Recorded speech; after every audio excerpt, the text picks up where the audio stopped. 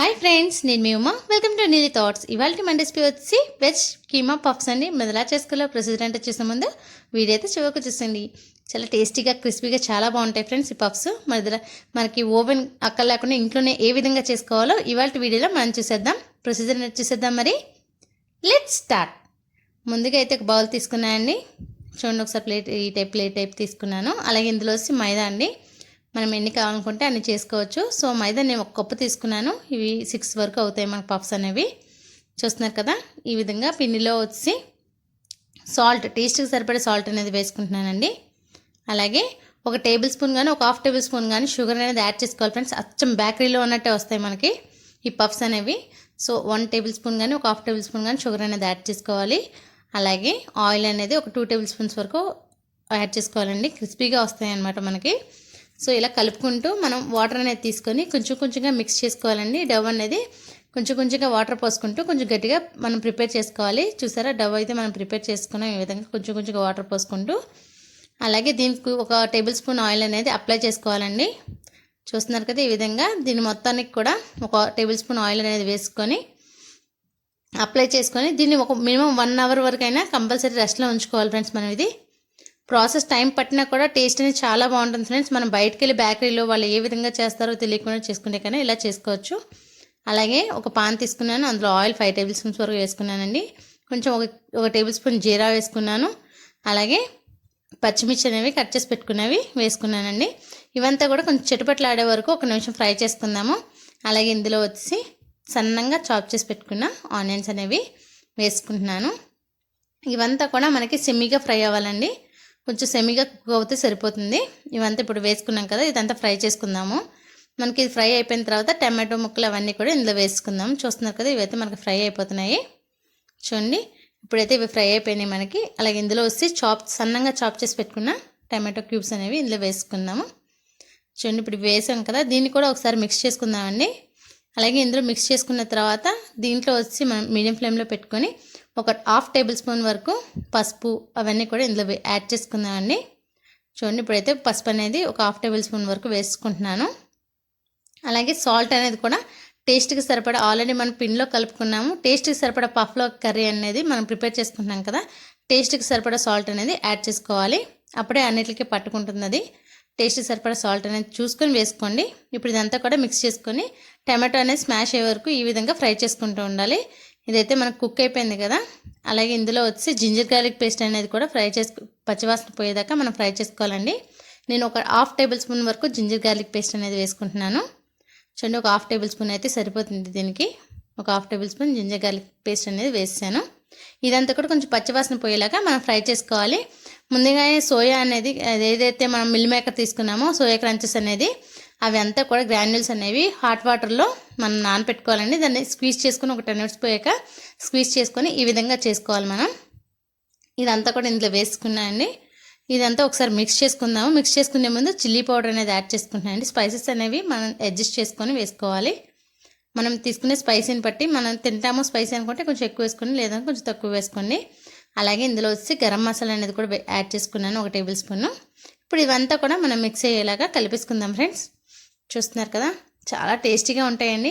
మనం అడ్డమైన oils use చేసుకొని బయట తినే కన్నా ఇలా హెల్తీగా మనం ఇంట్లోనే చేసుకోవచ్చు.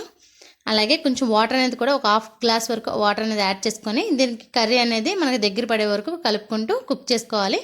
ఈ విధంగా కర్రీ అనేది కుక్ చేసుకున్నాను, చూడండి ఒకసారి. అలాగే ఇందులో వచ్చి కొంచెం కొత్తిమీర అనేది కూడా వేసుకుందాము. అలాగే ఒక హాఫ్ లెమన్ అనేది కూడా స్క్వీజ్ చేసుకుందామండి. చట్పటా టేస్ట్ చాలా బాగుంటుంది లెమన్ అనేది స్క్వీజ్ చేసుకుంటే. ఇప్పుడు ఇదంతా 1 నిమిషం కలుపుకొని స్టవ్ అనేది ఆఫ్ చేసుకుందాము. దీన్ని మనం కర్రీ ఆల్రెడీ చేసుకున్నాం కాబట్టి దీన్ని పక్కన పెట్టేసుకుందామండి. ఈలోపు కూల్ అవుతుంది ఇది మనకి. పిండి అనేది కూడా మనకి రెడీ అయిపోతుంది. 1 అవర్ అయిన తర్వాత మనకి అది రెడీ అయిపోతుంది కదా. సో చూడండి, ఇదైతే 1 అవర్ అయిపోయింది. పిండి అనేది తీసుకుంటున్నాను. ఈ విధంగా మళ్ళీ పిండి అంతా కూడా ప్రెస్ చేసుకుంటున్నాను, డవ్ అంతా కూడా. ఇప్పుడు దీన్ని మనం బాల్స్ కింద తీసుకోవాలండి. ఎన్ని బాల్స్? 3 బాల్స్ కింద అవుతాయి ఫ్రెండ్స్ ఇవి. ఈ పిండి అనేది ఒక 3 బాల్స్ కింద అయితే మనకు అవుతుంది. చూడండి, ఈ విధంగా ఒక బాల్ తీసుకుంటున్నాను. ఇలా రౌండ్గా బాల్ కింద చేసుకున్న దాన్ని ఫస్ట్ స్టెప్ అయితే మనం వచ్చి ఈ విధంగా చేసుకున్న తర్వాత పిండి అప్లై చేసుకొని వేరే విధంగా సెకండ్ స్టెప్ నుంచి చేసుకోవచ్చు ఫ్రెండ్స్. మనం ఆయిల్ అనేది ఫ్లోర్ మీద వేసుకోవాలి, అలాగే హ్యాండ్స్కి రాసుకోవాలి. దీన్ని ప్రెస్సింగ్ చేసుకుంటూ మొత్తం అంతా కూడా ఈవెన్గా స్ప్రెడ్ చేసుకోవాలండి. పల్చగా స్ప్రెడ్ చేయాలి. ఫస్ట్ స్టెప్ వచ్చి మనం ఈ విధంగా చేసుకోవాలి. నెక్స్ట్ వచ్చి మనం ఫ్లోర్తో యూస్ చేసుకోవచ్చు. చూస్తున్నారు కదా, ఈ విధంగా మొత్తం అంతా మనకి పిండి ఎంతవరకు అయితే ఉందో అంతవరకు పల్చగా స్ప్రెడ్ చేసుకోవాలండి. చూడండి, ఈ విధంగా మొత్తం అంతా కూడా నేను స్ప్రెడ్ చేసుకుంటున్నాను. చూడండి ఎంత పల్చగా వస్తుందో, ఇంకా పల్చగా లాగాలి. ఇదంతా కూడా పల్చగా ఇప్పుడు హోల్స్ కింద పడుతుంది కదా, అంతా కవర్ చేసుకుంటూ లాగాలి. హోమ్మేడ్ గీ బటర్ అండి ఇది. మనం ఇంట్లో ప్రిపేర్ చేసుకునే బటరే. మీరు లేదు అనుకుంటే అమూల్ బటర్ అనేది యూస్ చేసుకోవచ్చు. ఈ బటర్ అంతా కూడా కొంచెం కొంచెంగా అప్లై చేసుకుంటున్నాను దీనికి. చూస్తున్నారు కదా, అలాగే టీ మనం వడకబెట్టుకునేది ఉంటుంది కదండి, టీ వడపోసుకునేది ఉంటుంది కదా, ఆ స్ట్రైనర్తో పిండి అనేది ఈవెన్గా మనం జల్లుకోవచ్చు అనమాట. సో టీ జాలి అనేది తీసుకొని మనం ఫ్లోర్ ఉంటుంది కదండి, ఆ ఫ్లోర్ అనేది 1 టేబుల్ స్పూన్ ఇందులో ఇలా యాడ్ చేసుకొని దాంతో స్ప్రింకిల్ చేసుకుంటే ఈవెన్గా పడుతుంది ఫ్రెండ్స్. మనం చేతితో వేసుకునే దానికన్నా ఈ విధంగా స్ప్రింకిల్ చేసుకుంటే చాలా బాగా పడుతుంది. మొత్తం అంతా కూడా ఫ్లోర్ మొత్తం అంతా కూడా దానికి స్ప్రింకిల్ అవుతుంది అనమాట. చూస్తున్నారా, ఈ విధంగా మొత్తం అంతా కూడా స్ప్రింకిల్ చేసుకోవాలి. టీ జాలీతో చేసుకుంటే మనకి మొత్తం అంతా ఈవెన్గా స్ప్రింకిల్ అవుతుంది. మనం చేతితో వేసిన దానికన్నా ఈ విధంగా వేసుకుంటే మొత్తం అంతా పొడిలాడుతూ స్ప్రింకిల్ అవుతుంది. ఇప్పుడు దీని వచ్చి ఫోల్డింగ్స్ చేసుకోవాలండి. చూడండి, ఈ విధంగా ఒక స్టెప్ ఈ విధంగా క్లోజ్ చేయాలి. అలాగే ఇటు సైడ్ నుంచి కూడా ఇంకో సైడ్ నుంచి కూడా కొంచెం కేర్ఫుల్గా అండి, పల్చగా ఉంటుంది కదా, అలాగే ఇంకో సైడ్ నుంచి కూడా సేమ్ అదే కొంచెం పల్చగా ఉంది చూడండి. నెమ్మదిగా తీసుకుంటూ దీన్ని ఫోల్డ్ చేయాలి. ఫస్ట్ స్టెప్ అయితే మనం ఈ విధంగా హ్యాండ్స్తో చేసుకోవాలి ఫ్రెండ్స్. తర్వాత వచ్చి మనం ఫ్లోర్తో చేసుకుంటే బాగుంటుంది. బటర్ అనేది సేమ్ మళ్ళీ ఒకసారి అప్లై చేసుకుంటున్నాను. దీని మీద మొత్తం సేమ్ ఇందాక యాస్టీస్గా మనం బటర్ ఎలాగైతే అప్లై చేసుకున్నామో ఆ విధంగా అప్లై చేసుకోవాలి. సేమ్ మళ్ళీ జాలి తీసుకొని దాంట్లో 1 టేబుల్ స్పూన్ మన ఫ్లోర్ అనేది వేసుకొని ఇదంతా కూడా మనం స్ప్రింకిల్ చేసుకుందాం. ఫ్లోర్ అనేది స్ప్రింకిల్ చేసుకుందామండి. చూడండి, ఇదైతే స్ప్రింకిల్ చేసుకుంటున్నాను. ఇలా స్ప్రింకిల్ చేసుకుంటే చాలా ఈవెన్గా అవుతుందండి, గుల్లగా వస్తాయి, చాలా బాగుంటాయి అనమాట. మనకి పఫ్స్ అనేవి లేయర్స్ కింద వస్తాయి అనమాట.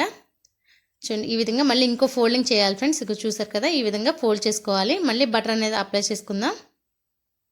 మీరు ఇంట్లో ప్రిపేర్ చేసుకోలేము అనుకుంటే అమూల్ బటర్ అనేది తెచ్చుకోండి. లేకపోతే మనం ఖర్చు ఎక్కువ అనిపిస్తే కనుక ఇంట్లోనే చేసుకున్న బటర్తో ఈ విధంగా మనం చేసుకోవచ్చు.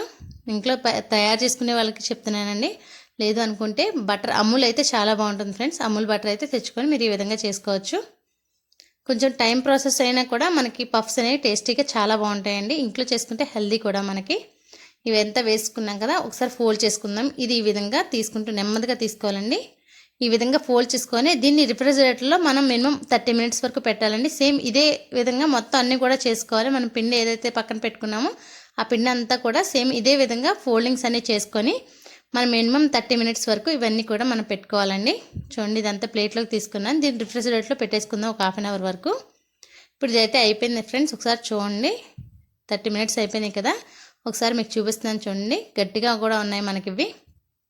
30 మినిట్స్ ఫ్రిడ్జ్లో పెట్టుకున్నాం కాబట్టి ఇప్పుడు మనం ఫ్లోర్తో ఇదంతా కూడా ఒత్తుకుందామండి. ఫ్లోర్తో మన చపాతీ బల్ల ఉంటుంది కదండి, చపాతీ ప్రెస్ చేసుకునే రోలర్ ఉంటుంది కదా, డస్టింగ్ పౌడర్ అనేది డస్టింగ్కి వేసుకున్నాను. ఈ విధంగా మనం ప్రెస్సింగ్స్ ఇచ్చుకుంటే పల్చగా ఇప్పుడు ఇందాకైతే ఎలాగైతే చేసుకున్నామో ఇప్పుడు ఈ విధంగా చేసుకోవాలి. దీంతో చేసుకోవాలి.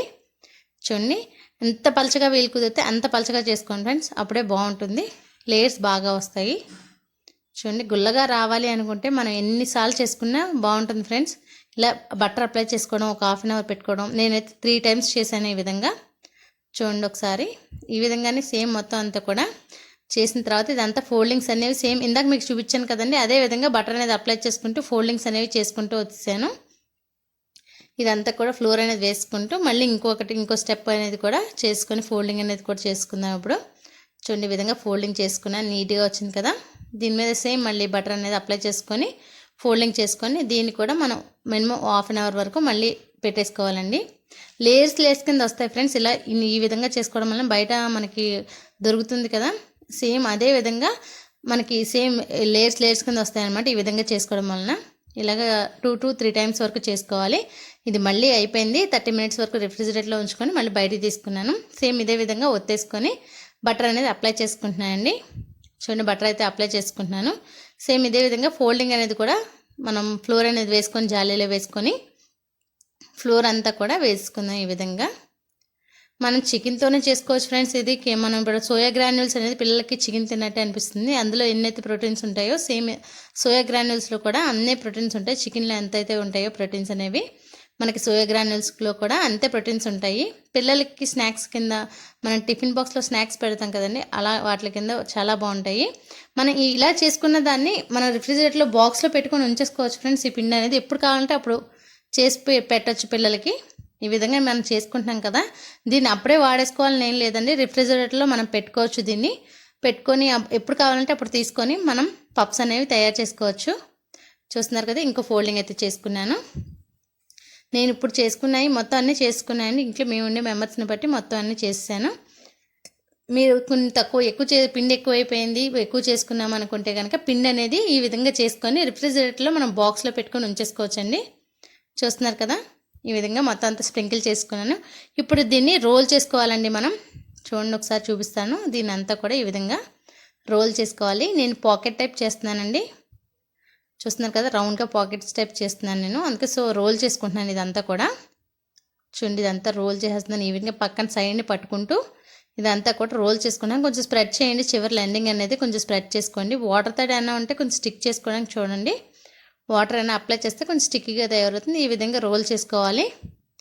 చూడండి, ఇదైతే మనం కొంచెం రోల్ అయింది కదా, కొంచెం ఇలా ఊడిపోతుంది అనుకుంటే కనుక వాటర్ అనేది కొంచెం స్టిక్ చేసుకుంటే అది వెంటనే అతుక్కుపోతుందండి.